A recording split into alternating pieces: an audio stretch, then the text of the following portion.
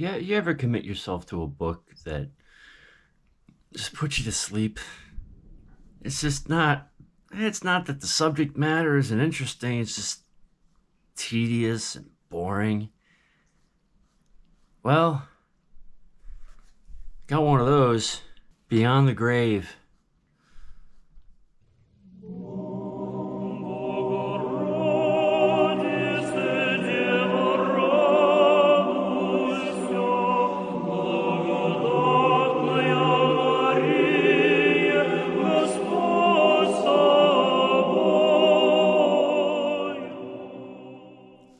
Welcome back, everybody, to Orthodox Review, the most uneducated educational program here on the internet today. I am your host, the guy with 1.5 thumbs, and I'm very, very, very, very, very, very, very pleased that you could join me here today.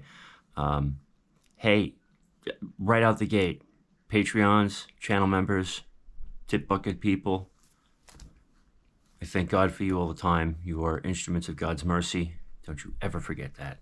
I thank you. I pray for you.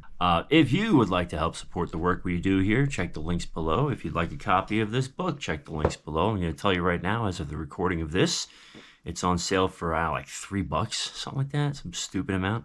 Anyway, so Beyond the Grave. Boy, where to begin? Where to end? So the translation's from 1969 by Father George Demopoulos. Yeah, it's one of the easier Greek names, huh? And Leslie Jerome Neuville, translated from the Greek, was published by Christian Orthodox Editions, probably some small publishing house or imprint that existed several decades ago that I've seen neither hide nor hair of since. Let's see, printed in Scranton, Pennsylvania, so printed in America. And judging from what I've seen thus far, I wouldn't be surprised if these have been sitting around since 1969, which is probably why St. Tikhon's is trying to unload them. No dust jacket, no nothing. Let's see, Father Constantine Kalnios is the original author. I'm going to tell you right now, as far as tedious books go, this is the pits. Listen, I know there's a lot of people out there, and you might be some of them, that can take a scholarly text, and just kind of devour it, and your mighty gray matter can process it. Mine can't, folks. A lot of damage was done. I'm very limited in what I have the patience for. That's not to say there isn't good stuff in the book. It's just that if you're a moron like me, it's going to take you a while to kind of see it. Although a few lines did jump out to me, even within the first couple of chapters. I will tell you right now, the book was written, you can tell, sometime in the mid-20th century. And there's a lot of refutations of modern thinkers and old philosophers. The crux of the biscuit here is making a case for the afterlife and the immortality of the soul in spite of these big brain thinkers that are just like, oh, you rot in the ground when you're done. No, this book goes a long way to make the case for, and very well prove the case, for the immortality. See, there's that cotton mouth again from my medications. The immortality of the soul and the existence of our Lord and Savior. Using their own logic against them, which is beautiful. I just wish that I could retain a lot of what I've read. But of course I did take a few notes. And so what I wanted to do was, I wanted to go through like the whole book and like point out line after line after line after line, but that's not happening. So in the first couple of chapters, well, the introduction in of itself will drive you mad. It will drive you mad. The first chapter, the relation between the body and the soul, goes a long way in that refutation of philosophers. And this line kind of stuck out at me. Thus the soul is the captain who steers the rudder of even the bodily senses, but at the same time it not rarely shouts, "Whoa!" to the prancings of the body. The body can feel the destructive burning of lust. The blood is able to boil when a man sees the enemy, as happens in the Odyssey, for example, when Odysseus returned to his home unknown and found the maids reveling with their suitors. But the soul, which judges more seriously, has power to stop the heart that is barking like a dog. According to the Homeric comparison, endure my heart, quote unquote. The insufficiencies of the present life. Many have already described the flaming love within us, which is more than sufficient for the present, which seeks a worthy object beyond the narrow limits of earth. They have demonstrated the antithesis which exists between our inmost demands and earthly attractions. Furthermore, what about the unsleeping desire to live and the innate horror of death? Do they not also presuppose immortality? None of us wants to die.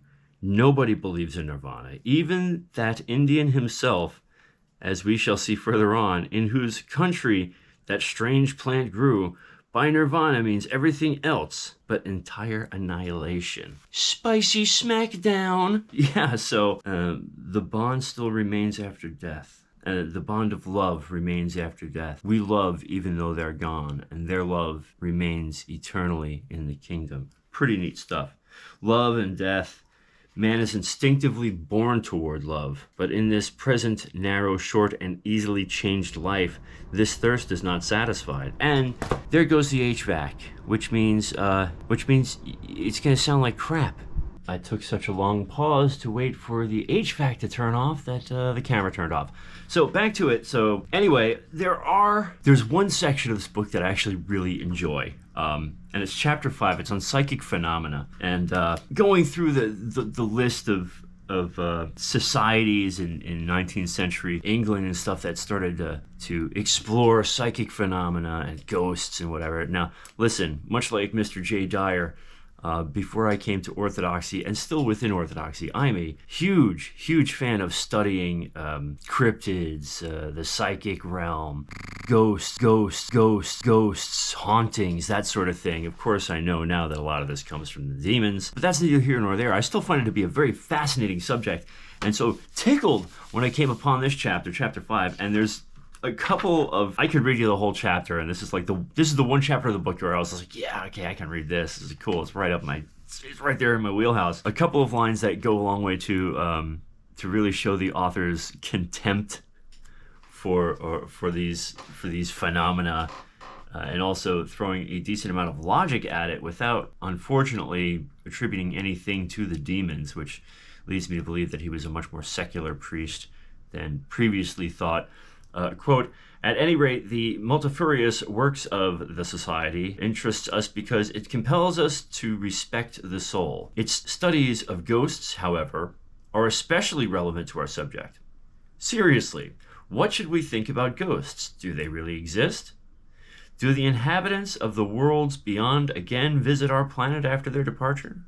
Because if ghosts actually have been seen, and if these ghosts are, it's one of those big words again, incontrovertibly the people who have, let me try that again. If these ghosts are incontrovertibly the people we have shrouded and buried, then we have in our hands the most concrete, palpable, and categorical proof of survival after death. Later on in the chapter, ghosts then do exist. Let us be sure of it. But how? And what causes them? The essence of the matter lies right here. Here it is that the pretensions of spiritualists are hopelessly broken. A ghost exists in the fantasy of the person who sees it. And then later on he goes on to say, but that the ghost is the offspring of the fantasy and nothing else is clearly shown by its clothing. I know a lot of people have always asked, why do ghosts wear clothes? Check this out. But that the ghost is the offspring of the fantasy and nothing else is clearly shown by its clothing. A ghost has never appeared in the nude. It is always dressed in the same kind of clothing as those who see it. What else does this mean than that it originates in their own mind? Okay, it's not as tedious as a book as I let on. I have a hard time. But let's go through the table of contents real quick, and then I'll let you go. Much like so many cool books did back in the day, you get a little blurb about each chapter in the table of contents. So after the introduction, we have part 1, immortality, the relationship between the body and the soul, the insufficiencies of the present life, funeral customs and funeral convictions, which is actually a really cool historical study. And of course, from a very Greek perspective on the history of mankind's perception of death and the afterlife.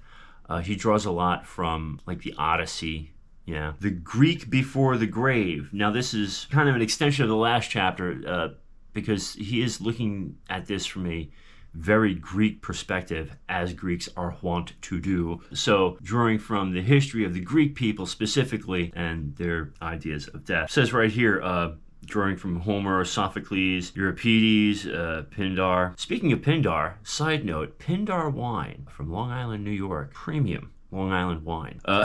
Psychic phenomena, which we just spoke about, pseudo-immortality, metaphysics and social absorption, the need for more light. Non-Christian immortality is sick in its foundations, in its content, and in its application. Cites the famine of Athens, Cicero, yada yada. Part 2 is Christian immortality. I need to look at the camera more, huh?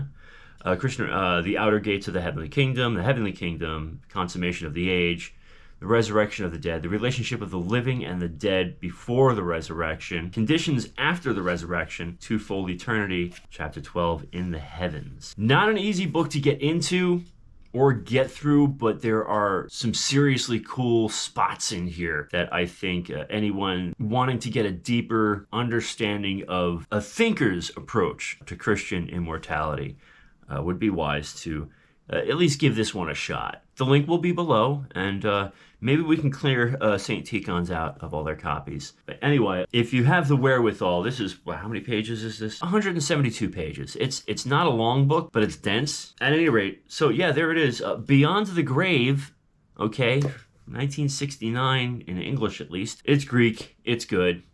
Go buy a copy, let me know what you think. In fact, go buy a copy and let me know that you've read it. And then we can have a discussion about it. You can also join our Discord and discuss it there. How about that? I know, right? Crazy stuff. Anyway, let me show you what I'm working with here. Yeah, listen, nothing's happening on the computer these days. The computer's worthless, okay? The thing's given up on me. It's only 2 years old. I tried doing a live stream last night, and it barely worked. So... It takes me a couple hours to render these videos at this point, so I appreciate your patience. What? Oh. Hey, you got a nice place. Mind if I crash on your couch? No? No? Okay, I just figured I'd ask. Hey, anyway, enough of the silly talk.